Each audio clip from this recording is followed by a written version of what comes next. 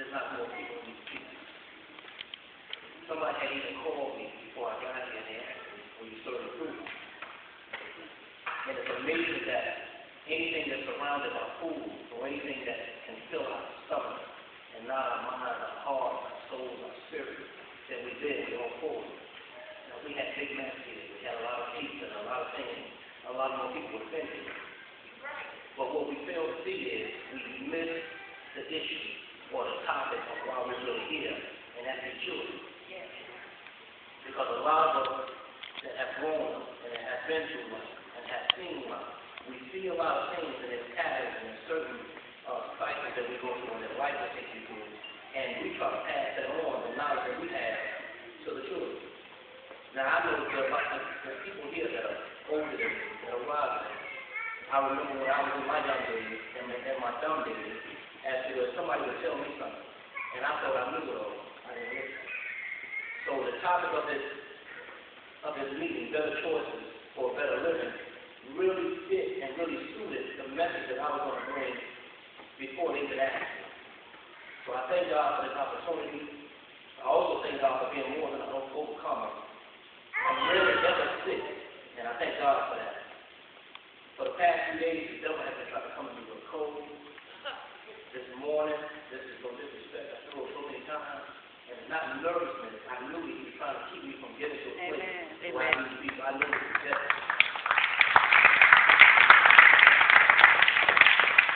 I know for a fact that we all could have been somewhere else, we could have been doing something else. So I want to say thank you again for coming out and showing your concern and showing that you care. Now, a little bit about myself. I grew up in this area, along with in New York and D.C. and a lot of other places. And I am a testimony to the life here and the life abroad. Better choices for a better living. Now, we all have our gun days. I had mine. I'm pretty sure everybody else will have theirs. But just like the commercial says, you can learn a lot from a gun. Amen. Amen. Never take for granted when somebody else speaks into your life. When somebody else looks out for you when you couldn't look out for yourself. When somebody spoke the word of wisdom into your life, never take it for granted. Now, I took those things for granted. And by the bad choices that I made in my life ended me up eventually in a federal prison. Because I thought I knew it all. I've been in the gang thing. I used to run with stick-up kids. I was one of the biggest drug dealers that there was right here in Salisbury, between Salisbury and New York. I was that guy. And a lot of people, when you define gang, they look at gang as a family. A group of people that you hang out with, that you do things with, that you have fun with. But when you cross that barrier, you go from family into the criminal. I was in the gang with murder. So many people in my case had killed numerous of people for no reason. One guy got killed because he made too much noise upstairs when he came out there to shoot another guy. So they felt like we might as well kill him while we had him. So we have to realize and be able to teach our children and show them that outside these walls and not really impose a spirit of fear on them. Because the Bible says that God didn't give us a spirit of fear, but a power of love and of a sound mind. That means that I can think, I can see right, I can make wise decisions or choices.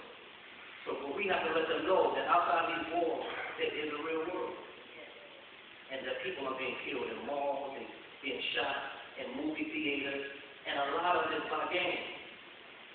Now just last year, or maybe the year before, there was a Walmart in Charlotte where a gang initiation was that the new gang members would have to come along and ride through Walmart and look for a woman that was by herself and kill her. Praise be to God. Just so happened one of the gang members got arrested, and the cops put the pressure on him. And he began to tell what his initiation was, and they put the word out. Now imagine, most people feel like, well, this ain't really my problem because my child is not in the gang, and I'm not in the gang, and I raise my. But it becomes your problem when one of these gang members will slip in your face, in your wife's face, kick your door in, and have you stressed out on the floor. Then it becomes a problem. But we are here to advocate and also just to bring an awareness to this gang life. Most people think that gangs are blood and crips. There's more to gangs than just blood and crips and wearing a bandana of a certain color. We got gangs, cliques, groups around right here that run around here and they lot of mischievous stuff that they shouldn't be doing. They don't consider themselves a gang, but they are. Right.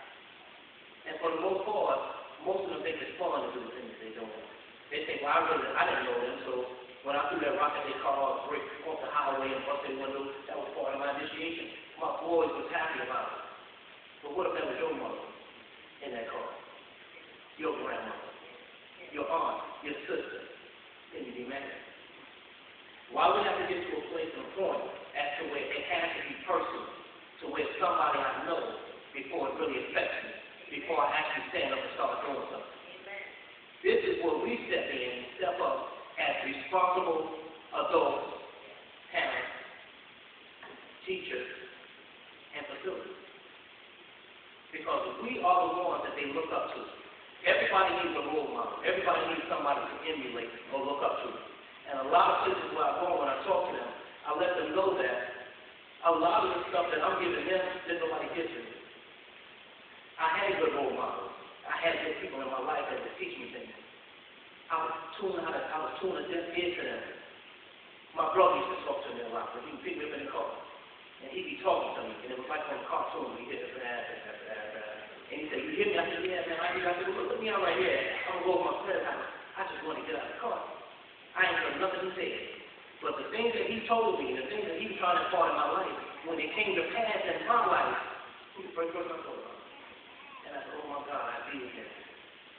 So as I look back on my Sunday, I want to say that life is choice driven. Life is choice driven. We live, die, and have our being by the choices that we make. Not nobody else. I can't blame it on society. I can't blame it on the economy. And I'm not a racist, I'm a realist. I can't say that the white man caused this to happen to me. Now, I was one of the biggest drug dealers around here because Larry made that choice. Didn't nobody put a gun on my head.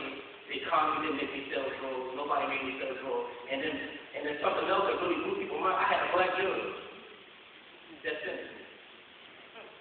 So if you want to play the blame game, and you're looking for somebody to blame, or you're looking for an excuse, it's plenty of that. But when you really want to step up and change your life, and change the things in your life, the first thing you got to do is change your mindset.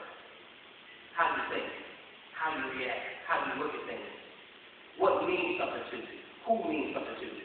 And it's really amazing to me that in the day and time, that life really has no meaning to it to a lot of these young people. They'll ride up and shoot you in your car and where you have